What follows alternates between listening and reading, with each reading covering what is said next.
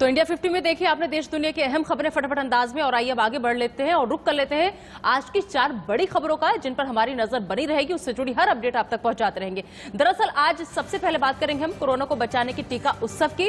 आज से टीका उत्सव की शुरुआत हो रही है, लेकिन इस टीका उत्सव को लेकर कई सवाल भी उठ रहे हैं कि वैक्सीन की जिस तरीके से कमी हो रही है, कई राज्य ऐसे हैं जहां पर खत्म हो गई, कई राज्य ऐसे हैं जहां पर 1-2 दिन का स्टॉक बचा है। ऐसे में कैसे टीका उत्सव मनाया जाए? इसके अलावा बात होगी महाराष्ट्र में लॉकडाउन के काउंटडाउन की, क्योंकि संकेत दे दिए गए हैं उद्धव सरकार की तरफ से कि कभी भी ऐलान हो सकता है, फैसला हो सकता है कि महाराष्ट्र में संपूर्ण लॉकडाउन। और कोरोना के अलावा 2 और बड़ी खबरें जिस पर आधे घंटे लगातार हमारी नजर रहने वाली। कुछ बिहार में 72 घंटे के लिए चुनाव आयोग ने कहा है कि नो एंट्री है, क्योंकि कल चौथे चरण के चुनाव में 4-5 लोग मारे गए थे, जिसके बाद से चुनाव एक बेहद सख्त। उन्होंने कहा कि 72 घंटे तक कोई भी नेता कुछ बिहार में नहीं जाएगा। इसके अलावा शोपिया में भारतीय सेना को बड़ी कामयाबी मिली है। ऑपरेशन ऑल आउट के तहत पिछले एक हफ्ते में लगातार 7 आतंकियों को ढेर किया है। और शोपिया में अभी ताजा जो खबर है उसके मुताबिक सेना ने 3 आतंकियों को मार गिराया है।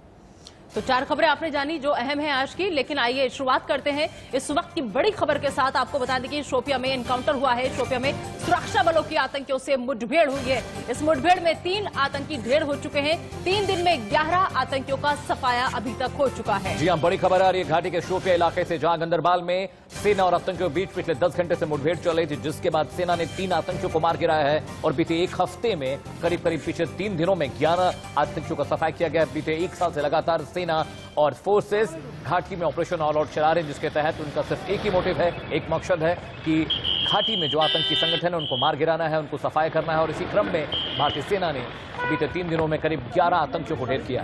तो शोपिया में कल से अब तक 3 आतंकी मारे गए हैं, और 3 दिन की अगर हम बात करें तो 3 दिन में 11 आतंकियों को सफाया हो चुका है।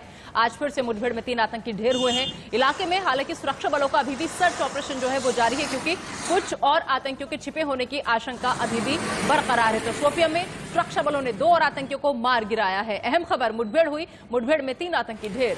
ये तस्वीरें उसी मुठभेड़ की हम आपको दिखा रहे हैं, जिसके तहत सेना का ऑपरेशन लगातार चल रहा है। तमाम इलाकों में कॉम्बिंग हो रही है। ये इलाका जो शोपिया का इलाका है, ये बेहद करीब है सीमा के, इस वजह से यहाँ पे घुसपैठ की बहुत संभावना रहती है। और इसीलिए इस इलाके में अक्सर आपने खबरें सुनी होंगी कि शोपिया इलाके में आतंकियों ने घुसपैठ की है, सेना ने ऑपरेशन चलाया और वहां पे आतंकियों को मार गिराया है। अगर मैं आंकड़ों की बात करूं तो बीते 1 साल में 200 से ज्यादा आतंकियों को सेना ने ऑपरेशन ऑल आउट के तहत मार गिराया। ताजा खबर के मुताबिक फिलहाल अभी 3 आतंकी सेना के ऑपरेशन में ढेर हुए हैं। बीते 11 दिनों में करीब 3 दिनों में करीब 11 आतंकी मार गिराए हैं सेना। तो जम्मू कश्मीर का शोपिया ये इलाका है जहां पर आप देखिए एक बार फिर से मुठभेड़ की खबर आई, लेकिन एक बार फिर से मुस्तैदी दिखाते हुए हमारे जवानों ने मोर्चा संभाला। और उसके बाद देखिए किस तरीके से शोपिया में कल से अब तक 3 आतंकियों को ढेर करने में हमारे जवान कामयाब रहे हैं। इलाके में सुरक्षा बल का सर्च ऑपरेशन हालांकि अभी भी जारी है, क्योंकि कुछ और आतंकी हो सकते हैं, उनके छिपे होने की आशंका जताई जा रही है। फिलहाल ये अहम खबर और ये तस्वीरें देख रहे हैं आप कि किस तरीके से हमारे जो जवान हैं उन्होंने पूरा मोर्चा संभाला हुआ है। 3 दिन में 11 आतंकियों का सफाया कर चुके हैं हमारे सुरक्षा बल। ये सेना, जम्मू कश्मीर पुलिस और एटीएस का साझा ऑपरेशन था, जिसके तहत 3 आतंकियों को ढेर किया गया। और ये मुठभेड़ करीब पिछले 20 घंटे से चल रही थी। सेना को यह खबर मिली थी कि शोपिया इलाके में कुछ आतंकवादी किसी बड़ी घटना को अंजाम देना चाहते हैं, जिसके बाद सेना ने कॉम्बिंग ऑपरेशन तेज किया और आतंकियों को घेर कर उन्हें ढेर किया। और इस खबर पर ज्यादा बातचीत के लिए आइए सीधा रुक करेंगे हमारे संवाददाता अजय जांडियाल इस वक्त हमारे साथ जुड़ चुके हैं। अजय, जिस तरीके से मुठभेड़ में 3 आतंकी अभी तक ढेर हो चुके हैं और अब खबर ये आ रही है कि अभी भी सर्च ऑपरेशन जो है वो जारी है, तो क्या ऐसी कोई जानकारी कि और भी आतंकियों के छिपे होने की आशंका?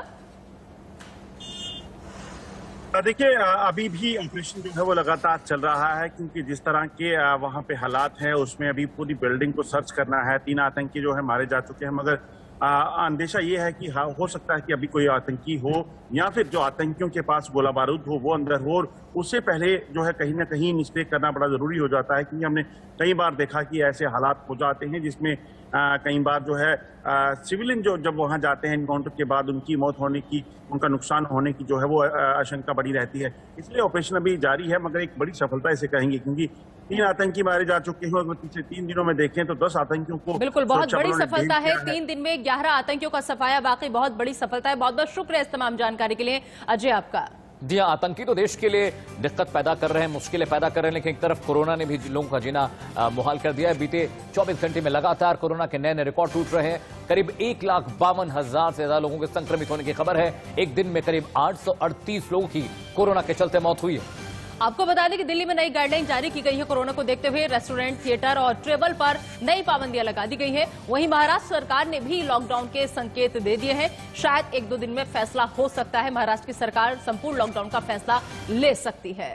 जी हां, कोरोना के लिहाज से अच्छी खबर नहीं आ रही है। महाराष्ट्र में लगातार दिक्कतें बढ़ती जा रही हैं और उद्धव ठाकरे ने साफ कर दिया है कि अब यह लगता है कि लॉकडाउन के अलावा कोई और रास्ता नहीं बचा हुआ है। तो ऐसे में ये खबरें भी आ रही हैं कि हो सकता है कि आने वाले 1-2 दिनों के अंदर महाराष्ट्र में संपूर्ण लॉकडाउन इंपोज कर दिया जाए। तो कोरोना शहर शहर कहर बरपा रहा है, लेकिन ऐसे में कौन सा शहर सबसे ज्यादा इस खतरे से जूझ रहा है वो हम आपको बता दें। शहर जहां सबसे ज्यादा डर है महाराष्ट्र के मुंबई, पुणे, ठाणे में सबसे ज्यादा डर है। इसके अलावा मध्य प्रदेश की हम बात करें, मध्य प्रदेश के इंदौर, भोपाल, जबलपुर ऐसे हैं जो हॉटस्पॉट बने हुए हैं। और साथ ही साथ गुजरात की बात करें तो वहां अहमदाबाद, सूरत और राजकोट, जहां पर स्थिति बहुत भयावह है। जी हां, और कोरोना से बचाव के लिए प्रधानमंत्री नरेंद्र मोदी ने कुछ मंत्र दिए हैं। उन्होंने कहा कि कुछ चीजें हम फॉलो करके कोरोना के कहर से बच सकते हैं, उसके इन्फेक्शन से बच सकते हैं। मसलन कैजुअल होने से बचें, यानी लापरवाही ना करें कि वैक्सीन लग गई है तो हम सैनिटाइजेशन का ख्याल न रखें और लगातार सोशल डिस्टेंसिंग को नेग्लेक्ट करें। ये सब चीजें ना करें। वैक्सीन से ज्यादा टेस्टिंग पर ध्यान देने की जरूरत है और 70% RT-PCR टेस्ट जरूरी है। ये बातें पीएम मोदी ने कही। और साथ ही साथ कॉन्टैक्ट ट्रेसिंग पर भी जोर का जिक्र उन्होंने किया और वैक्सीनेशन डेवलपमेंट का भी उन्होंने यहां पर जिक्र किया। बता दें आपको कि 11 से 14 अप्रैल तक टीका उत्सव मनाने की बात कही गई है।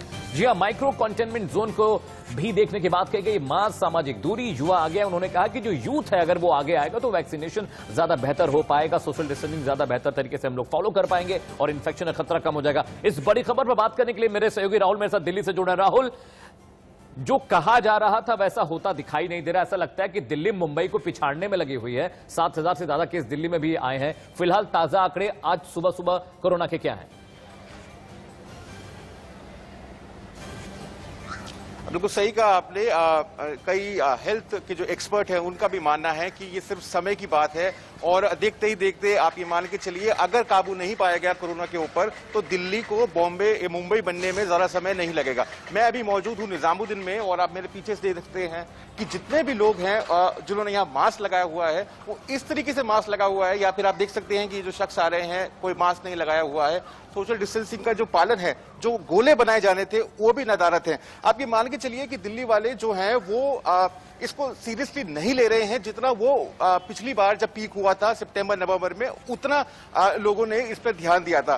दिल्ली सरकार ने नई गाइडलाइन जारी की है। अब शादियों के अंदर सिर्फ 50 लोग और अगर किसी की मृत्यु होती है उस समय पे सिर्फ 20 लोग इकट्ठा हो सकते हैं। इसके अलावा जो रेस्टोरेंट्स हैं उनको भी कहा गया है कि वो सिर्फ आधे लोगों को ही अपने वहां पर उनको अलाउ करेंगे। इसके अलावा जो सिनेमा हॉल है वहां पर भी उनको कहा गया है कि वो आधे। बहुत शुक्रिया इस अपडेट के लिए। तो सरकार ने और राज्य सरकारों ने साफ कर दिया है कि नई गाइडलाइन हमने बता तो दी है, लेकिन जो प्रिकॉशंस हैं वो हमें और आपको लेने हैं, तभी शायद कोरोना पे कंट्रोल लगता है। बिल्कुल, तो सावधान रहिए, मास्क का इस्तेमाल कीजिए, सोशल डिस्टेंसिंग का भी ख्याल रखिए। फिलहाल एक छोटा सा ब्रेक, लेकिन बने रहिए इंडियन न्यूज के साथ।